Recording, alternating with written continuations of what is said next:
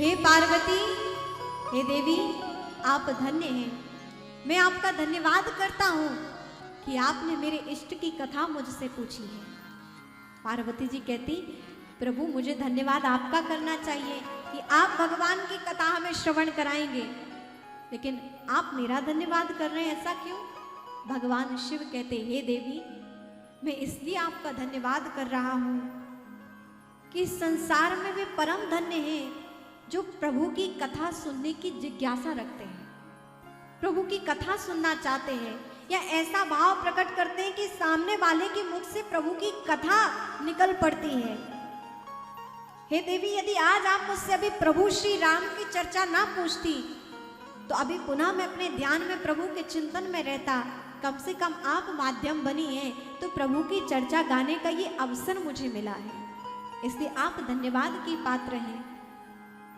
और देखिए किन प्रश्नों का सम्मान होता है। भगवान शिव इन प्रश्नों का धन्यवाद कर रहे हैं कि ये देवी, आपने प्रभु की कथा को पूछा है।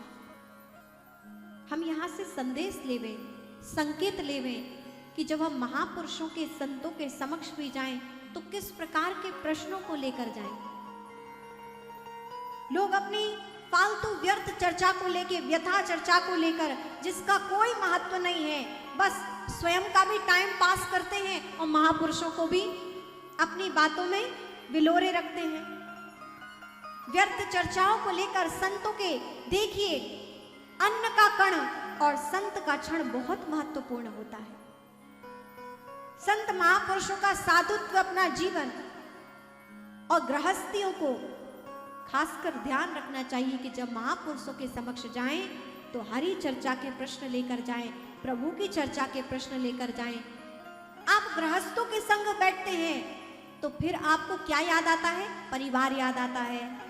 आप जैसे अपने परिवारों के समक्ष बैठते हैं तो किसी ने अच्छा किया होगा तो उसकी अच्छाई याद आती है, आप आपस में चर्चा करते हैं। किसी ने बुरा किया हो तो उसकी बुराई करेंगे, है ना। जिसने जैसा किया हो, परिवारों के समक्ष हम बैठकर वैसी बात करते हैं। लेकिन जब आप संत के समक्ष जाते हैं तो आपको क्या याद आता है? प्रभु नाम याद आता है ना। संत मतलब भगवान का नाम।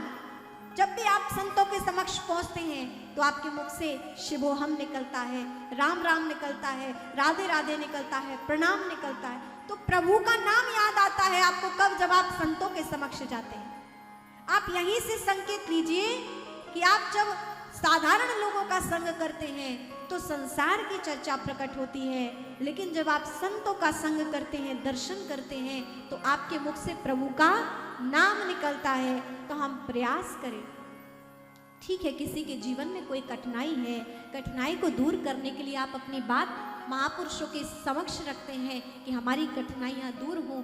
ठीक है, जो सुख दुख है सब गुरु के समक्ष बोलना चाहिए, लेकिन कठिनाइयों को दूर करने के लिए, अभी तो इसलिए नहीं कि व्यर्थ ही आप गुरुदेव के समक्ष या गुरुजन महापुरुषों के समक्ष व्यर्थ चर्चाओं को लेकर बैठे। संतों का क्षण परम श्रेष्ठ होता है। धन्यवाद कहा भगवान शिव ने उन प्रश्नों को लेकर जब उन्होंने भगवान राम की कथा पूछी है। पार्वती जी ने प्रभु के विषय में जब चर्चा सुनने को कहा तो देवी पार्वती को भगवान ने धन्य धन्य कहकर कहा, धन्य धन्य गिरिराज कुमारी, तुम समान नहीं को उपकारी, जो आज प्रभु की चर्चा आपने हमसे पूछी है। तो हमारा ऐसा भाव हो कि हम महापुरुषों के समक्ष जाकर प्रभु की चर्चा को श्रवण करें, जिससे वास्तव में हमारी शंका का समाधान होगा। हम प्रश्न से पूर्ण विराम की ओर जाएंगे और हम शरणागति के भाव को धारण करेंगे। परमात्मा की प्राप्ति का भाव हमें हमारे जीवन में प्रकट होगा।